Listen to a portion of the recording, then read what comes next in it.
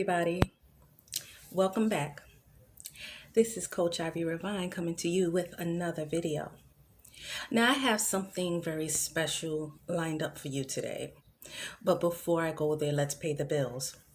I am a codependency recovery, narcissistic abuse recovery, toxic relationship recovery, relationship coach. I am also a coach, mentor, and instructor for Coach Universal Institute Online. And if you like what you hear, like what you see, hit the subscribe button, hit the bell button, hit the share button. Just hit all of those handy dandy things so that you can constantly receive notifications going forward. Now, what am I here to talk about? Well, it took me a little minute to discuss this part of my life, and this is about my codependent story.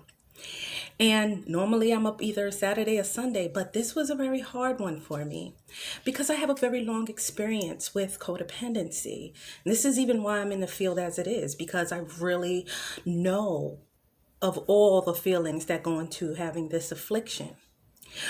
But part of this story that I'm going to express to you today, I decided to break it down in three parts. Not to say they're long, but be like any narrative, any author to their own narrative, right? They want to be able to express it in a way that makes it comfortable for them. But so me, I didn't want to just take you through this long journey from the beginning to the end, right? Which could rather be quite boring for you, but for me, this was my experience. This was, part of my life that is very important to me. So instead, the way I get to express this to you is what makes it comfortable for me.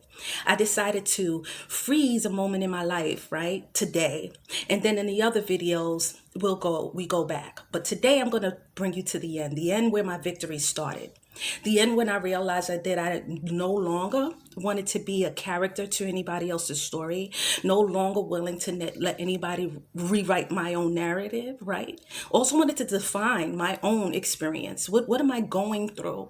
Why I no longer have a voice? Why am I choosing to live as an extension to someone else? I was in a 15-year relationship with a malignant narcissist, right? That's quite enough experience. 15 years of being in a relationship with someone completely designed to not only break down just about anybody character, but can be quite devastating to a codependent.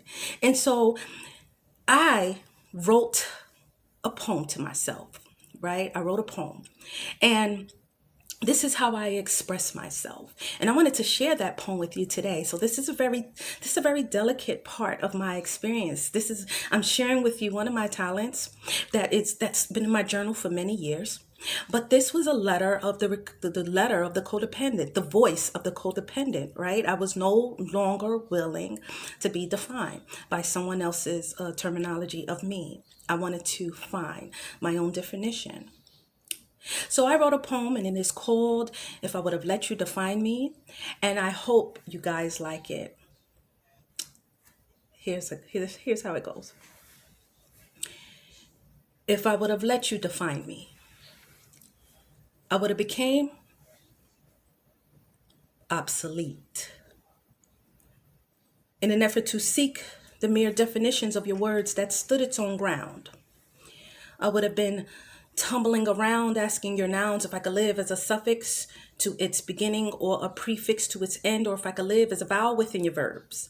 In order to build the nerve to ask your contrast, if I could just simply live as a vast shadow within your language. Anguished adjectives surf the waves of insecurities to your apathetic definitions, pitching pronouns in a sea of hope in order to pull forth a syntax of a moment to when we spoke the same tongue. If I would have let you define me, my sonnet would have been unsung. I would have been living in the past tenses of your presence, and my dues would have been undone. It's no fun living for fragments of false intentions, or second guessing contractions within your contradictions, where your apostrophes are in a different shrug and your hugs are the cliches of an underscore that I had to live under until you acknowledge the exclamation point that would never surface. My purpose would have lost ground running on a sentence that you had no intentions on putting a period to. If I would have let you define me, I would have had to crucify myself on the cross of your variables, or I would have had to separate myself two phrases in order to get closer to you. And it is there I would have found that you had me on this parallel structure with no comparative bridge to cross over to you. Fiction. It was all fiction and fixated on this facade that fizzled out within the parentheses that you put up to squeeze me out. Wow, I struggled to figure out why oxys are morons and how your singular indirect speech left me with just enough plurals to drown in. My sin would have been me constantly swimming against the waves of your sarcasms. But if I would have let you define me, I would have been a spasm between your syllables, or fetal positions and dropping hard tears on the back end of your broken sentence, or feelings fencing dogmatic dialogues dictated long before we ever dated. The capital letters of my existence would have been understated. My pleads would have been tumbleweeds, tossing down a dirt road of a story that you narrated, where I was a character that you wrote in to be immediately assassinated. I state this because if I would have let you define me, I would have ceased to exist. Your kiss was the mere hyphenation between your ill and your intent, and then the indent that you demanded would have left me stranded like a paradox as a silent letter within your words. My C's would have been me bending so far back to accommodate the fact that your cannots can never cradle any of my coulds, and my S's would have been as spineless as me when I was faced with the reality that your shall nots would never else shelter any of my shoulds. Why in the world would I have let you define me? I would have never felt this good. Never would I got to see my T's hover so powerfully over me that the sharp edges of your similes of me felt like stutters to me. What does it matter what you think about me? I mean, you never actually loved me. And you never really did a validating thing for me. Maybe I should define that. That's my poem, people.